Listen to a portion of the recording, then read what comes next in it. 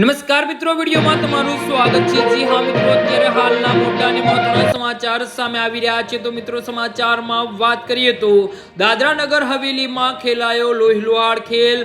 સંઘ પ્રદેશ દાદરા નગર હવેલીમાં કાયદાની વ્યવસ્થાની સ્થિતિ સામે સવાલો ઊભા કરતી અત્યંત ચોંકાવનારી ઘટના સામે આવી છે। દાદરામાં એક ટેમ્પા ચાલકની ઘાતકી હત્યા કરવામાં આવતા સમગ્ર પંથકમાં ભારે ચકચાર મચી ગઈ છે। આ સનસનાટીભરી ઘટનાના પગલે આસપાસના સ્થાનિક રહીશોમાં ભયનો માહોલ વ્યાપી ગયો છે।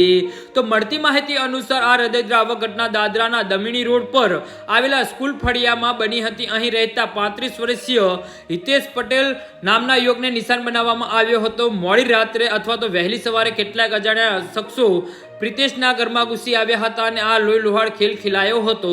ઘરમાં ઘૂસેલા અજાણ્યા હુમલાખોરોએ કોઈ જૂની અદાવત કે અન્ય કારણોસર પ્રિતેશ પટેલ પર હિંસક હુમલો કર્યો હતો। હુમલાખોરોએ તેમના ધારદાર હથિયાર વડે ઉપરાસપરી જીવલેણ ઘા ઝીકી દીધા હતા। આ હુમલો એટલો ભયાનક હતો કે ગંભીર ઇજાઓ થવાના કારણે ટેમ્પા ચાલક પ્રિતેશનું ઘટના સ્થળે દર્દનાક મોત નીપજ્યું હતું। આ હત્યા બાદ આરોપીઓ સ્થળ પરથી ફરાર થઈ ગયા હતા।